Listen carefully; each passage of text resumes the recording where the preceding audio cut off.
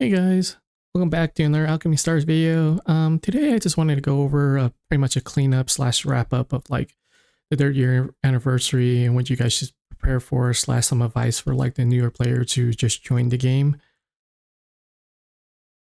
So pretty much for 3T3 or Breakthrough 3 as people call it though, this is like where a lot of the units unlock their potential.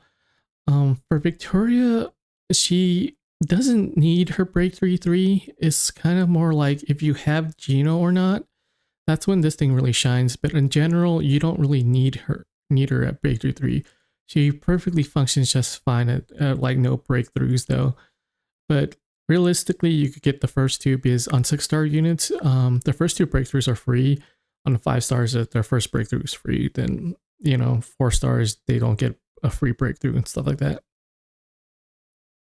But majority of the stuff is like her kit is like it's strong enough as is, and which you're allowed to play around with the 50% sanity mark, like going above and beyond, below and above, below and above. You keep toggling it back and forth, yeah, and it basically turns her into a converter.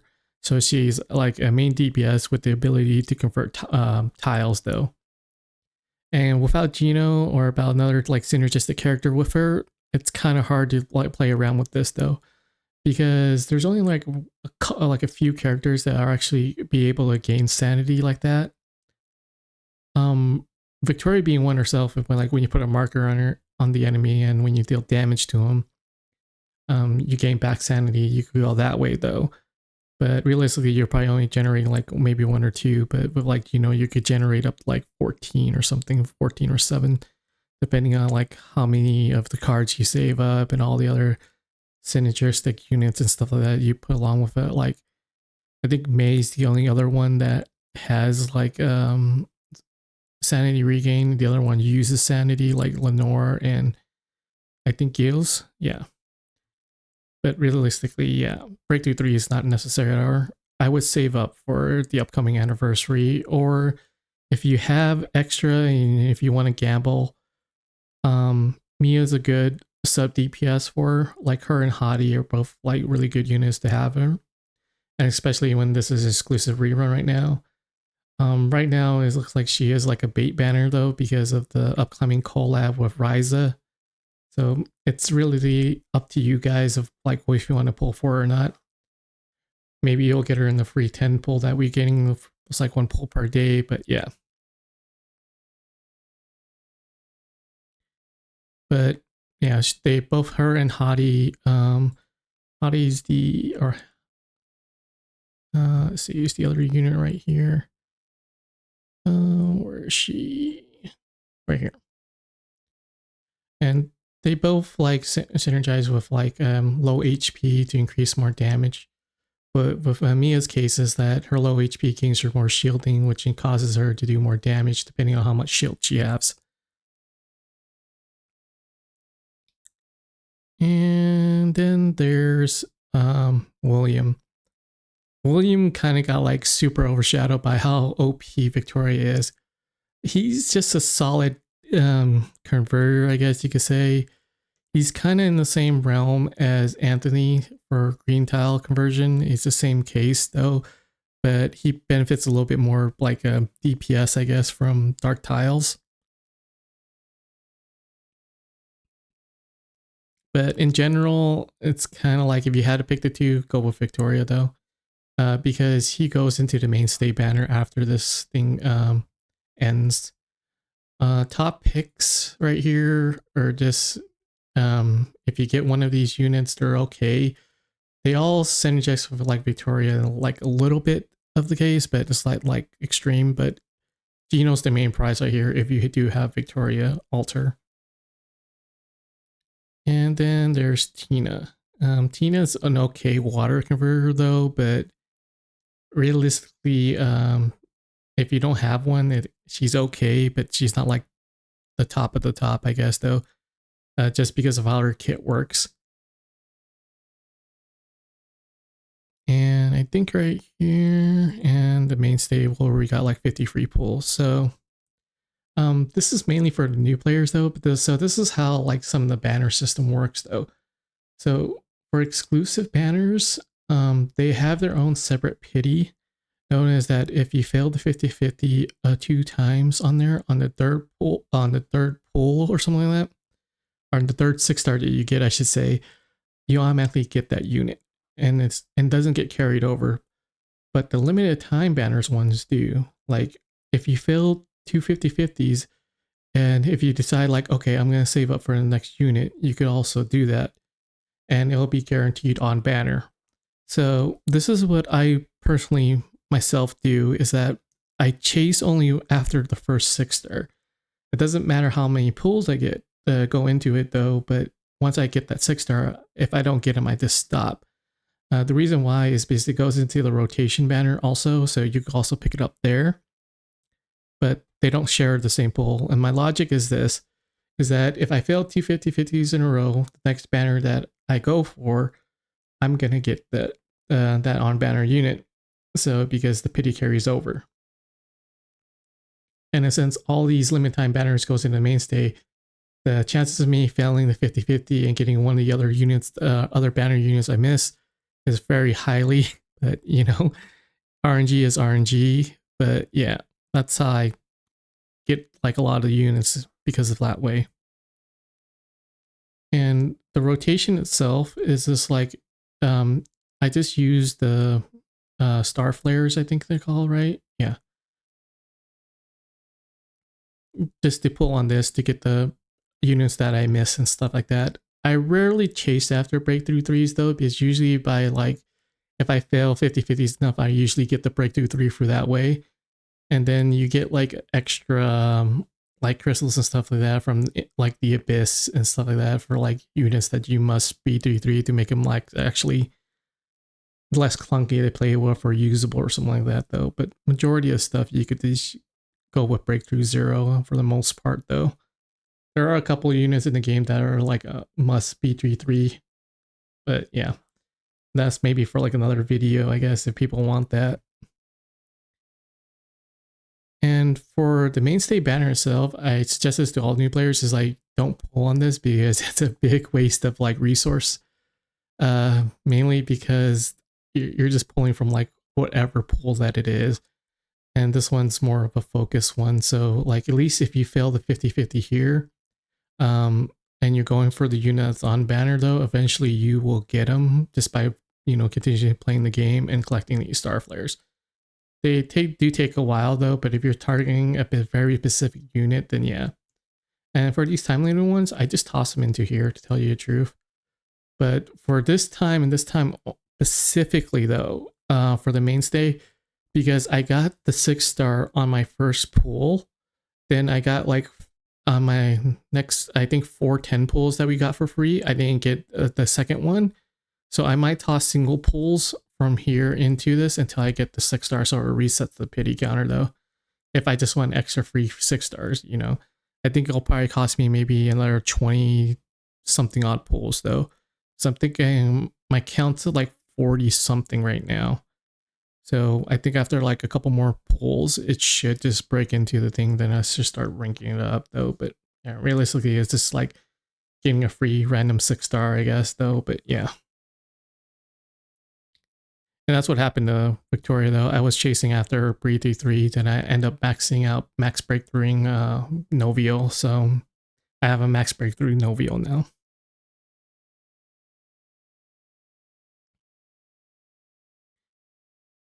And for the event itself, so I know that everyone got this box right here for the this is basically a warfare box from all the units from the game from each event.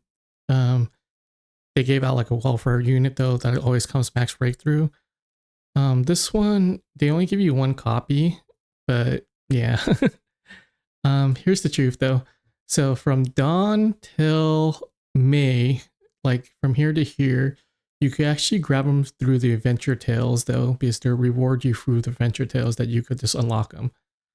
So realistically, Rainbow and to Virgil are one of the ones you could pick. Now, the converters are basically the key prize of this.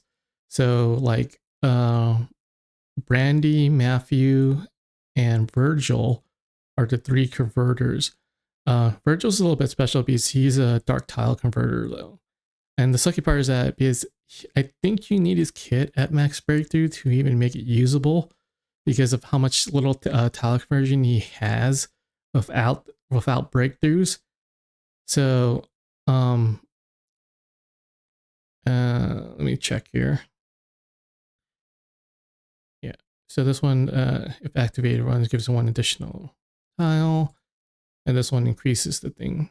Increases the number of dark tiles into 1. So I think his basic one is at, yeah, it's at 2. So he only has a 2 tile conversion, which is bad. Then when you fully break through, he gets 3, which makes him a little bit more useful though. But 2 is kind of like really, really bad. Because like Brandy and Matthew, they automatically, their base is 3, I believe, right? Let's see here. I forgot I gotta click and hold. I think I see here increased by 1 and this one, yeah, increases by 1. I believe his thing's already at 3, so he gets 4. Yeah, so his thing's already at 4, so he gets 5 at max breakthrough. So yeah, so it's a 4 tile converter for this one, and Brandy's also the same though. So Virgil's at like 2 tile converter. So if you need like a water and fire, I would probably go like Matthew or Brandy from this box. Number 333 is also a converter though, but Schurz is more like a mini game conversion more than anything. So yeah. And if you have all the rest of them, you just pick like whatever though. Because I think when you pick something like this, it goes into it gives you these red crystals or something like that, which you could use for like these ones right here, to astral gems, to actually get like breakthrough boxes and stuff like that, to actually break through 6 or MP3 like some of your other units though, like these ones right here. And you pick up like I think around 17 or something like that from the abyss mode that we have. So yeah, if you want like a breakthrough 3 unit though, it costs us 5 to break through 1 time. So yeah. And for like the exclusive unit, you actually need the 180 of these is for like 1 crystal, and you need 5 crystals. So I think it's about like 900. Is it 900? 5 times 180. Yeah, it's about 900. Yeah.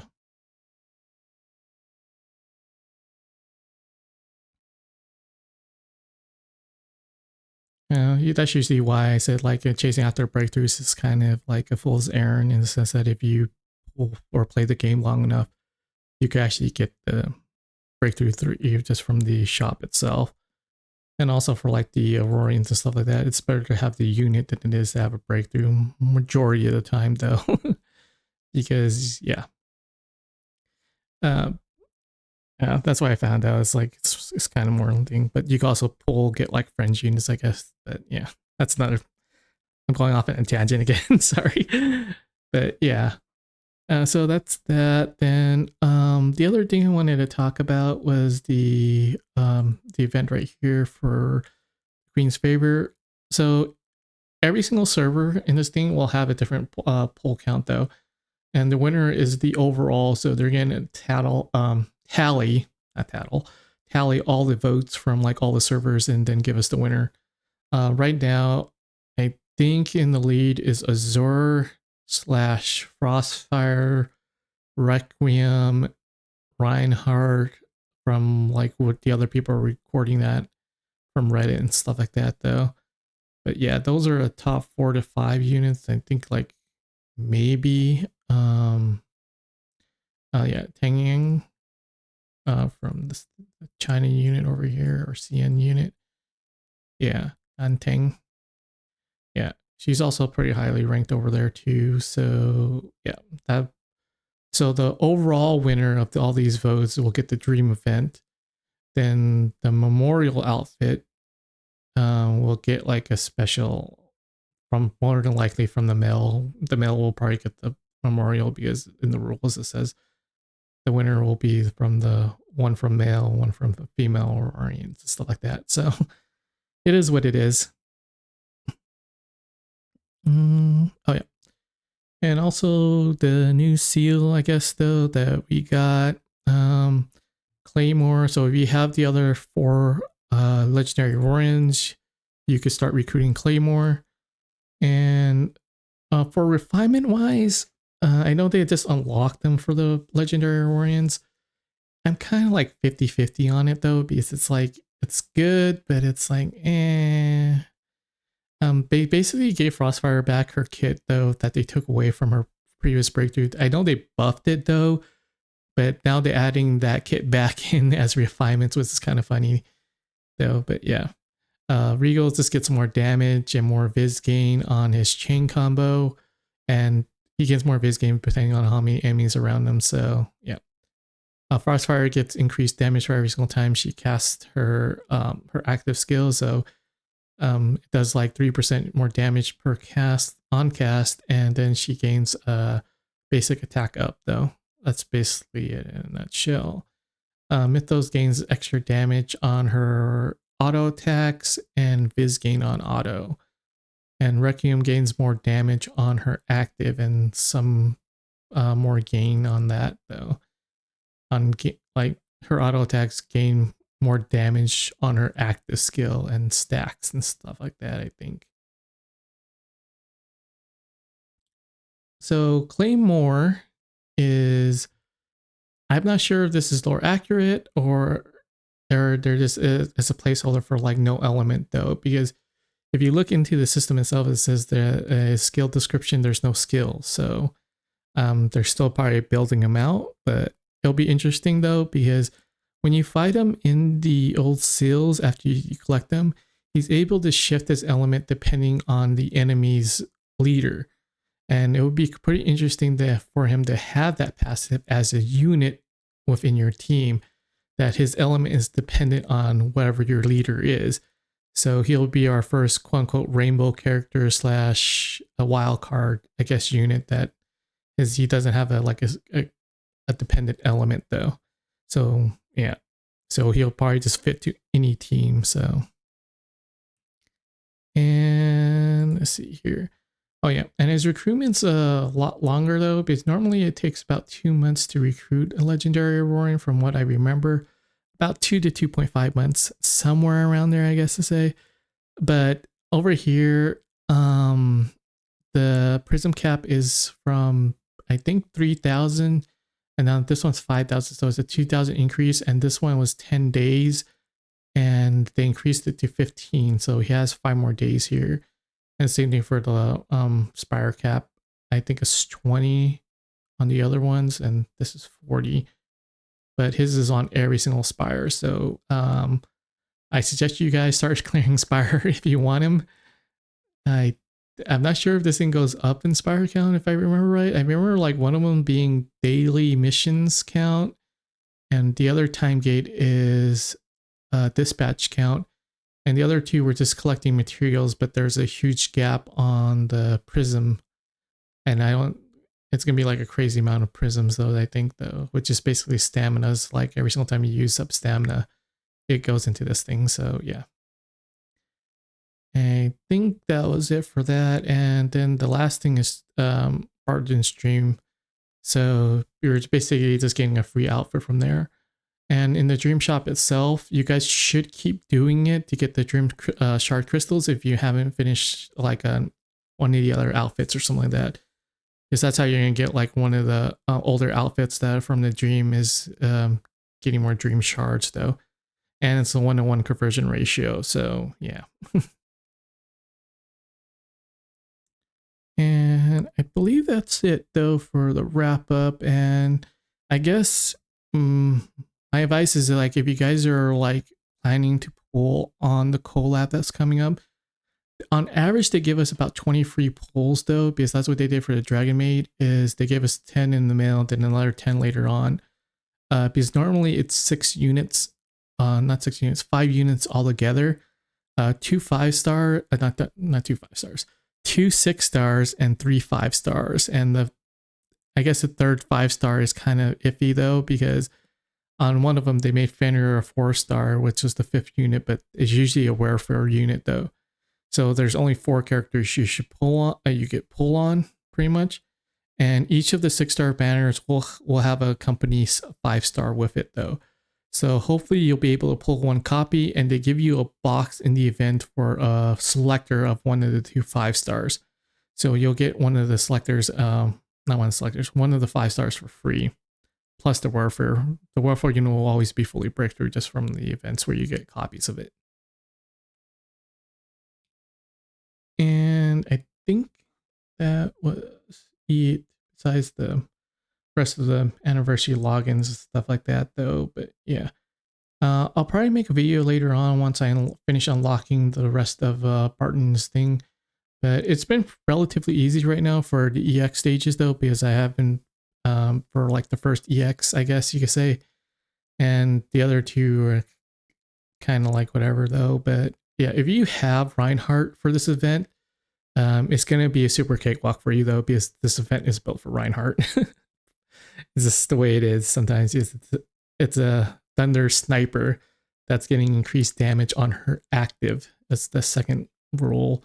But in general, like all snipers will get it in boost damage though. So you could probably just use Victoria Alter for the event also for the last boss, I guess, depending on how it looks like though. But realistically, this is Reinhardt's event though.